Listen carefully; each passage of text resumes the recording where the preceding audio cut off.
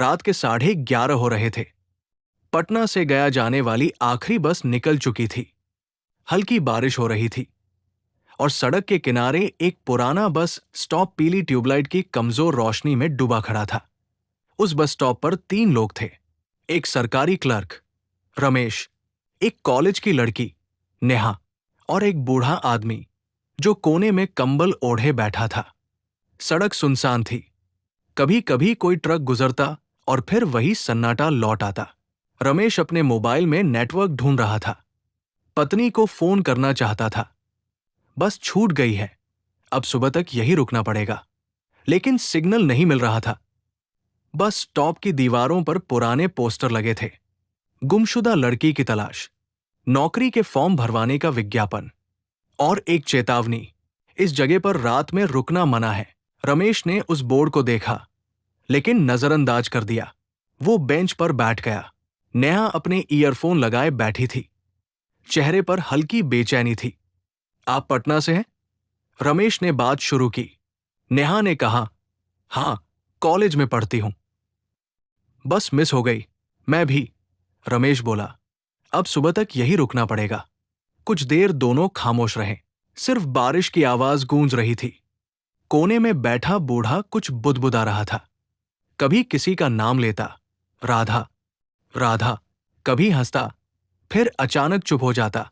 नेहा ने धीरे से कहा, सर, वो आदमी अजीब लग रहा है। रमेश ने उसकी ओर देखा। वो बूढ़ा अब दीवार की तरफ झुका हुआ कुछ खुरच रहा था। अचानक बिजली चमकी और उस रोशनी में रमेश ने देखा, वो आदमी जमीन पर जो लिख रहा था वो था नेहा। रमेश सन्न रह गया। उसने नेहा की ओर देखा। आपका नाम नेहा है ना? नेहा ने डरते हुए सिर हिलाया। वो कैसे जानता है? रमेश कुछ कहने ही वाला था कि ट्यूबलाइट झपकी और बुझ गई। अब बस अंधेरा था। नेहा ने फोन की टॉर्च ऑन की, पर बूढ़ा गायब था। वो कहाँ गया? शायद पीछे गया होगा, रमेश बोला, लेकिन आवाज कांप रही थी। सन्नाटा फैल गया। फिर अचानक किसी के पैरों की आवाज आई, धीरे धीरे पास आती हुई। नेहा ने टॉर्च घुमाई। बारिश की परछाइयां, लेकिन कोई नहीं। फिर एक साया हिला। यहां कोई है, रमेश ने कहा। अचानक पीछे से दरवाजे पर जोरदार दस्तक हुई। ठक ठक ठक। नेहा चीख पड़ी, कौन है वहां? कोई जवाब नहीं। फिर बस स्टॉप के पीछे से आवाज आई, बस आने वाली है, सब बैठ जाओ। नेहा ने डरते हुए सामने देखा। सड़क पर हेडलाइट्स दिखाई दी। एक पुरानी बस आ रही थी। बस की हालत भयानक थी। शीशे टूटे, नंबर प्लेट गायब और हेडलाइट्स धुंधली। बस आकर रुकी। ड्राइवर ने दरवाजा खोला और बोला, चढ़ो, पटना चल रही है। आवाज सूखी थी, जैसे किसी मशीन से निकल रही हो। रमेश आगे बढ़ा, लेकिन नेहा ने उसका हाथ पकड़ लिया। मत चढ़िए, कुछ गड़बड़ है।